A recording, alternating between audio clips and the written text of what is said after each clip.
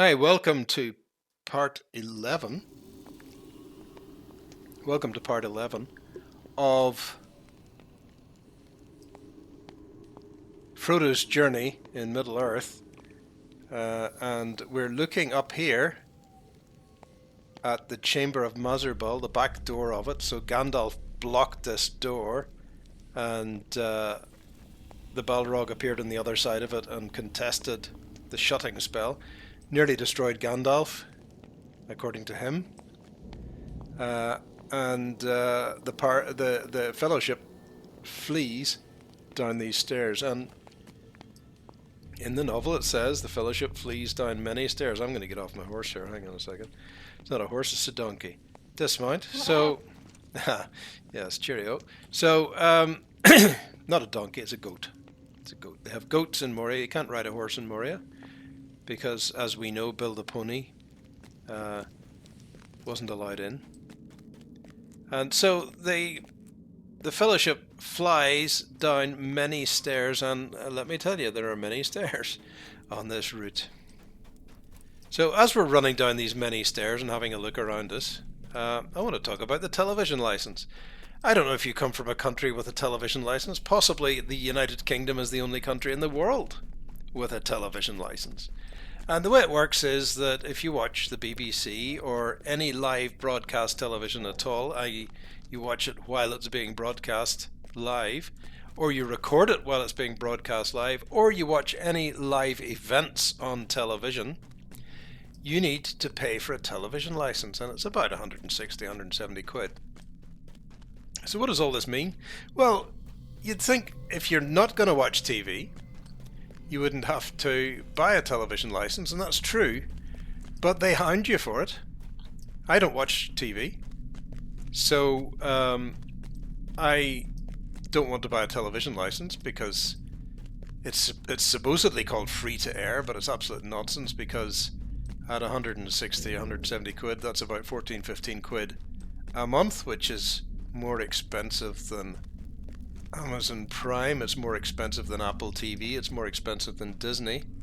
So yes, it's not exactly free to air. But anyway, if you don't buy one, they send you threatening letters through the mail. Now this isn't the BBC does this, there's a kind of organisation that is there to collect the money.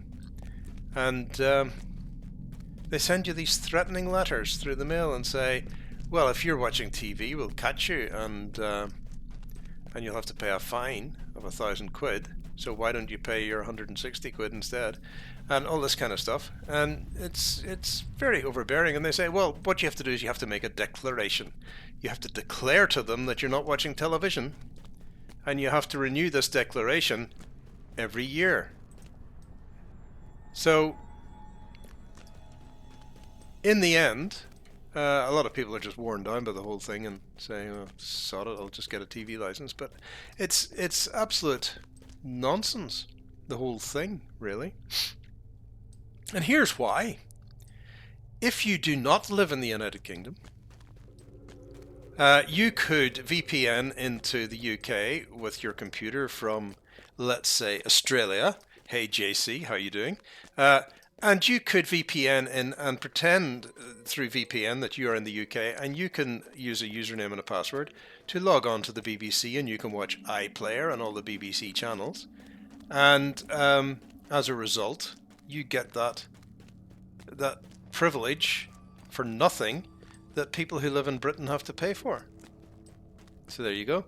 Whereas if I live in Britain and I decide I want to watch some live sport, say from America, say I go into the US PGA website and I watch their featured groups, say a bit of live golf from the United States, or I decide to watch a little bit of live golf from the ladies tour, which is all available on YouTube and not provided by any British television company at all, I am technically in default and need a television license to do that, even though that television isn't being provided by the UK. It's a ludicrous situation. So here's what I suggest. By the way, we're just coming up to the cracks of doom and the Bridge of Moria, and the Balrog appears out of this corridor here, presumably, and they're all being chased by orcs, and then the orcs run away, and the Balrog attacks, and Gandalf gets onto the bridge, and he goes, "You shall not pass!" and stuff like that, and he cracks the bridge. The Balrog falls in, and this is why we're going to have to take another detour, so the video is going to stop here very shortly. So here we are, going up into the bridge, and we need to be careful or else we'll fall into the bottomless depths of Moria, and we'll continue falling forever. Hang on, careful now, careful now. There we go, here we go, there it is. And Gandalf went down there, so we're following the Balrog. What we have to do before the next video is take a little detour around. There is a path all the way around here, see? And I can get onto the other side of the bridge, and we can continue Frodo's journey from there. But anyway, what I was saying about the television license, if you don't live in the UK, here's my suggestion. Tell all your friends to get onto VPN, come to the UK, and just log into BBC Television and iPlayer and watch BBC TV. Because they can't do a thing about it. It's not illegal for you to do it because you don't live in the UK. You're not required to have a television license. So here's the deal. Get on there, do as much watching as you want, tell all your friends to do it, and with any luck these idiots will realise that the television license is a terrible idea, and they should just go to a subscription model, just like, you know, whatever. iPlayer. Not iPlayer, Amazon or Disney or Apple. And I would save up every now and then and say, well, there's something, a couple of things I want to catch up on BBC, and I'd pay for a month's subscription every now and then, maybe. But in the meantime, I can't be bothered. But they need to get rid of this ludicrous idea that if you're going to watch live sport, even if it's not being provided by a British television service, that you still need a television license. So do your bit. Get on there, watch as much as you like. I don't think I'm incentivizing anybody to break the law, because you can't break the law. You're not in the UK, you don't need a television license. So you can just take advantage of the fact that VPN allows you to pretend you're in the UK and go for it. With any luck, they'll change the system because it's ludicrous. Meanwhile, I keep getting these letters. I even signed up for the to tell them that I wasn't going to watch the TV, so I've got my letter that says that, but they're still sending me threatening letters, so it doesn't make any difference. In fact, the same person's on both letters. The same signatory is on both letters. The one that's telling me that I'm now exempt from having to buy a television license because I've declared I'm not watching it, and the same name is on the letter that arrived 2 weeks later that said you haven't got a television license and you haven't exempted yourself. So there you go. They're off their heads. Hope you enjoyed it. Sorry about the rant about the TV.